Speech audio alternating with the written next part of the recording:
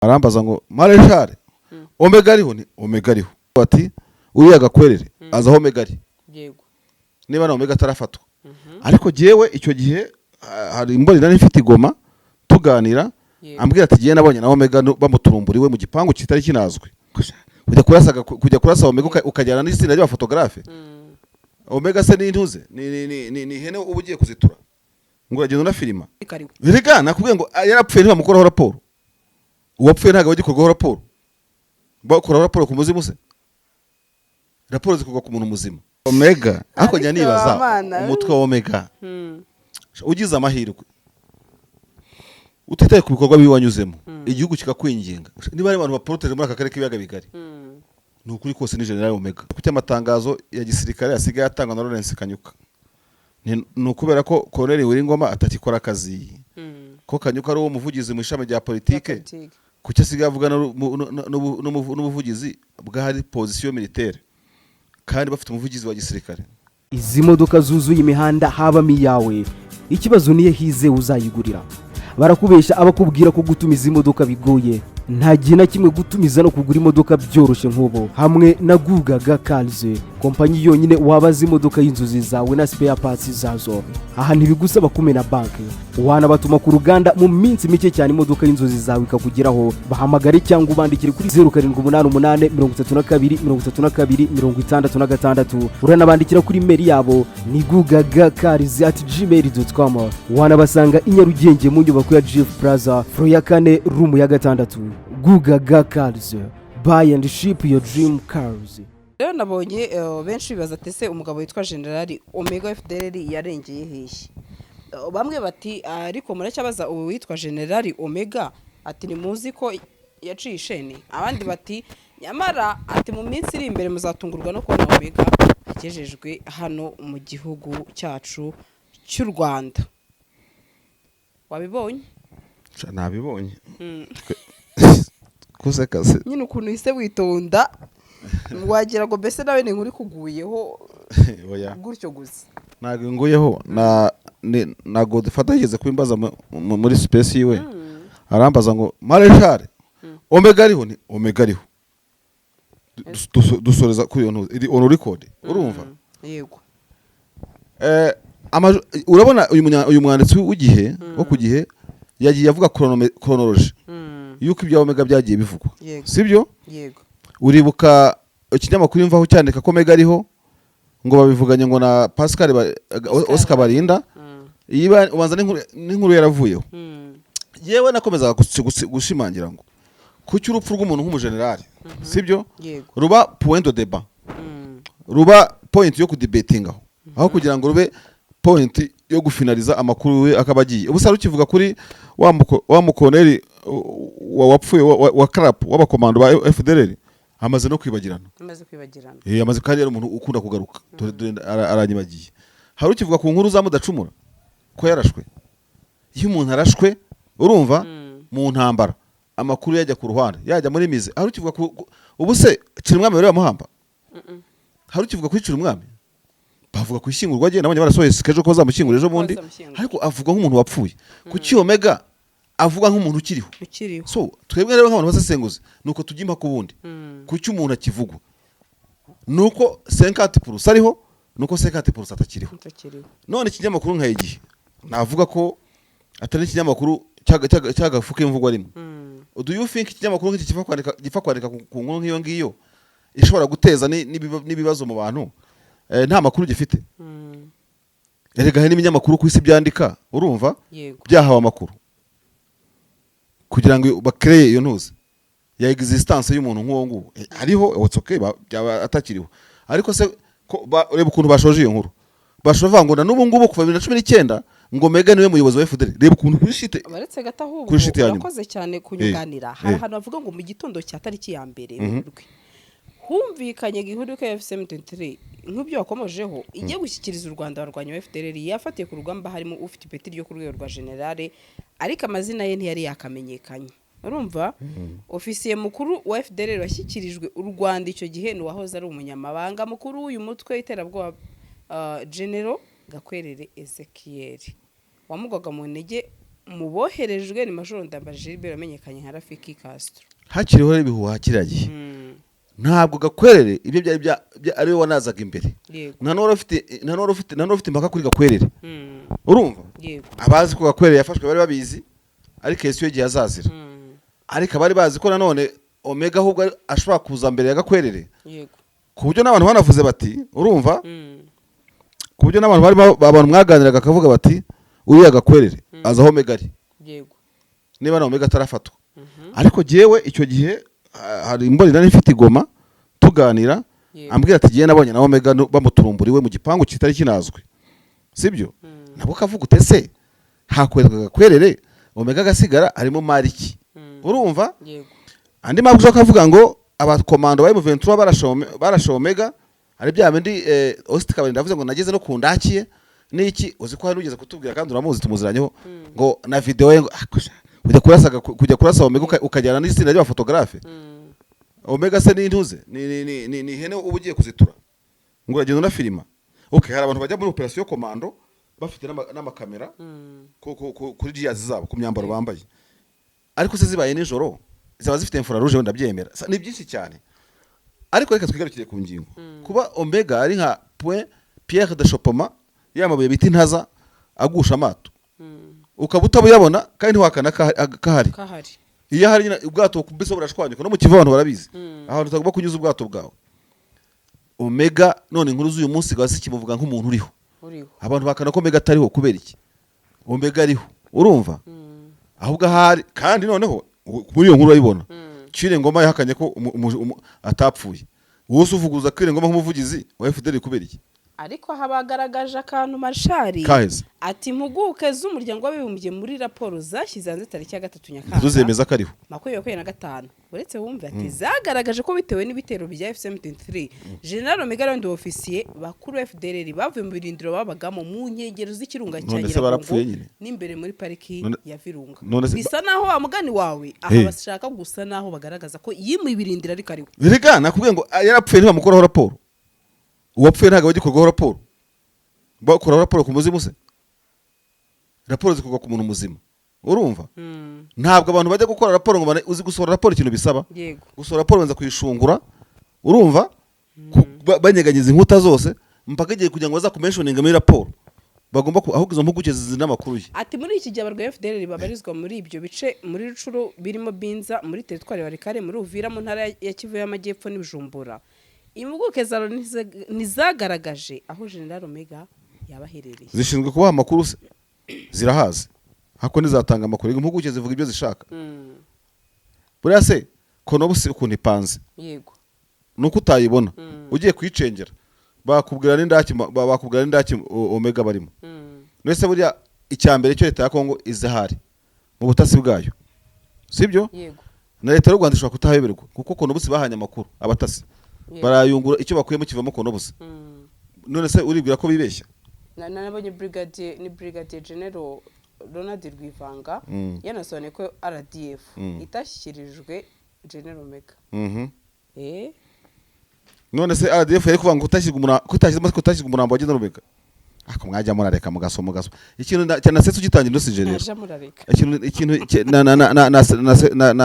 nitwaye ko dutangira ikiganiro buriya twebwe mu busesenguzi tunyuramo duhura n'ibihosho byinshi abantu bakatubone tugenda si ibihosho wenda bitubangamiye ku buzima ariko Sandrine biragoye kugira ngo uze udefande wenda ku makuru wagiye wumva ku mihanda udefande ikintu undi aza guhindura cyenyege kandi nyuma azabone ko nawe amakuru yafite atariyo ni ukuvuga ngo nagize amahirwe yuko ntigeze ndefanda ko Omega atariho mu biganiro twakoze nawe urabizi tuzabyemeza mubonye ariko amaso biko yandi ba Thomas ntibabuze cyangwa Thomas yene ngo bemera babonye Omega se urumva zabyemera nge bubonye muze nk'wa mukobwa wavuze ngo azabyemera imugezemo ariko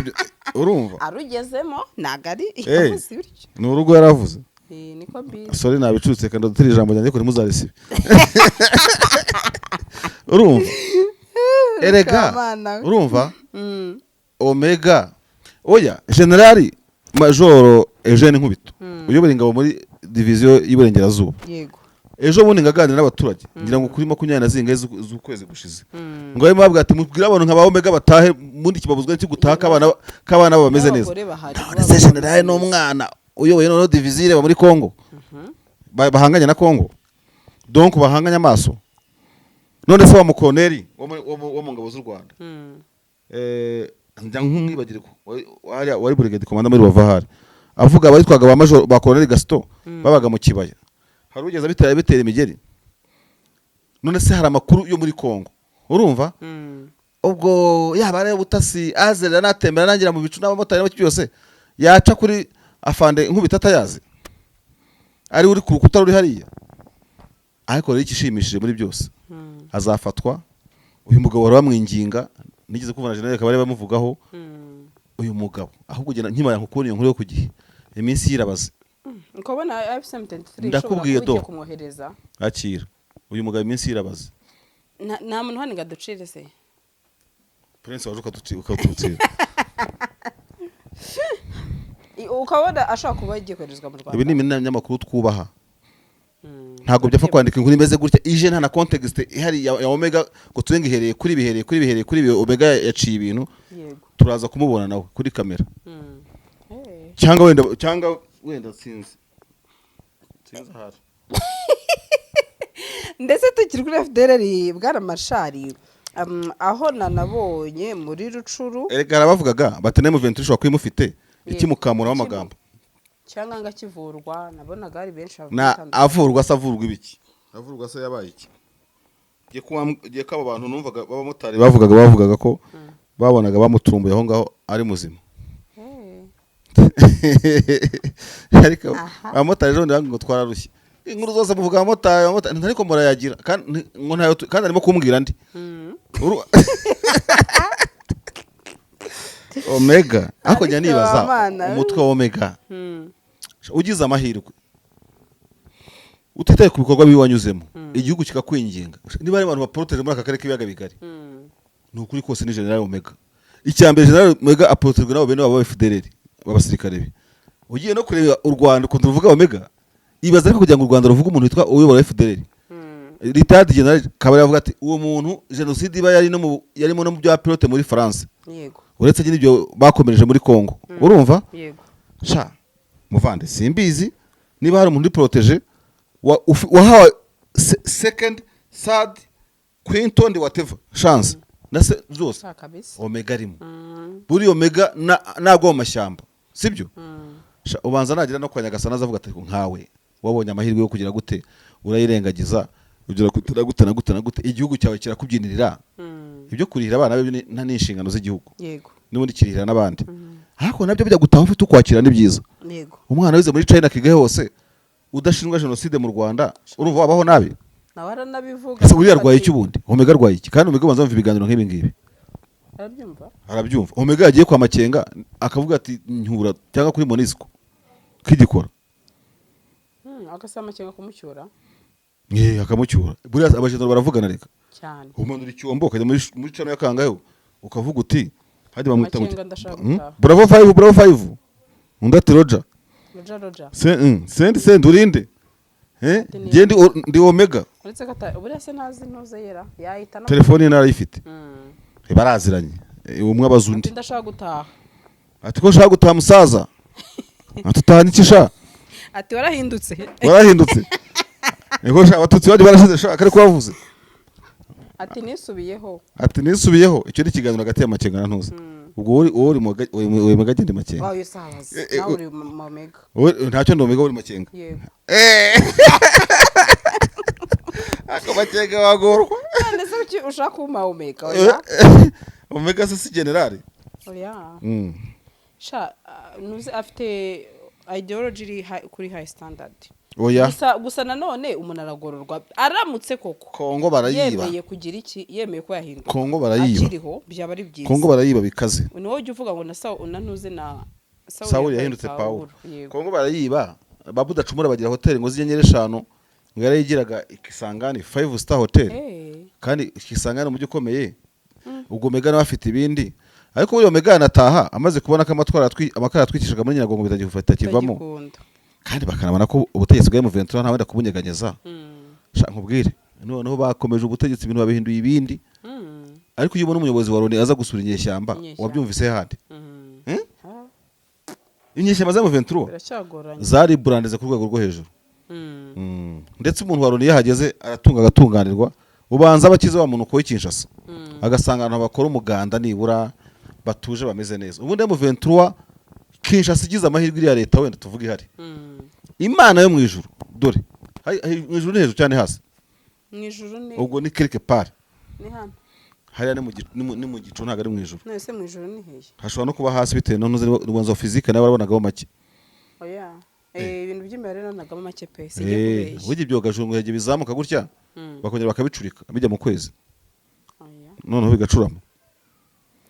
ibintu by'Imana biziramo ubwenge bwinshi nawe nyine Imana igize gutya igahamo kado abana bo mu Ventura bitwaye neza bakomeje kwitwara neza ikabamo kado igihugu cyabo ikavuga ati dore mwaragowe n'ababirigi mu bwo buri wese azakabakandira akagira gute nibura ikabaha dedication y'aba basirikare na discipline yabo bagahita bayijyana muri FARDC bakayisenya Kongo mu myaka 50 yabaye igisirikare gikomeye uhereye kuri abarwanye ntabwo yabigikeneye ngo abanyafrika y'epfo ngabaza kwitabara ngo abarundi baze kwitabaza umurundi yego hako Kongo yararushye Burundi barubaka igisirikare ntibarakomera ukajya kubitabaza ngo bakurwanire Marisha tuva no kuri ingingo nabonye muri Rucuru tukiri kuri FDLR zabujije abaturage gusohoka mu mazu ati mugomba gukingiranwa mugume mu mazu muhame hamwe ukibaza muye groupe amaze wa mugani yari muri Rucuru bagira amagroupe umuntu yakabimenye ariko se muri FDLR ko bigoye ko zizashira Marisha muri ntabwo zizashira igihe cyose igipindi cya Samuel Nsabimana kitaragera muri benshi uriya mu colonel ejo nahoze nibaza ndetse ku cy'amatangazo ya gisirikare asigaye atangwa na Lawrence Kanyuka ni ukubera ko colonel Wiringoma atakikora akazi ko Kanyuka ari uwo muvugizi mu ishami rya politike kuki asigaye avuga n'ubuvugizi bw'ahari position militaire kandi bafite umuvugizi wa gisirikare gusa ko ari point focal wa FC kandi FC kabiri hejuru ya RC ariko ntibyagomye no kuba gutyo uko bimeze kuko RC ni igoro turigongo ubwo bari bose ibyo bigira byose no kuri RC hari simbona n'impamvu prominence bigiza kuri Kanyuka Colonel Wiringoma akaba atakivuga nabonye avuga utuntu kuri YouTube kuri Twitter ejo bundi ameze nk'uciye akamasho so rero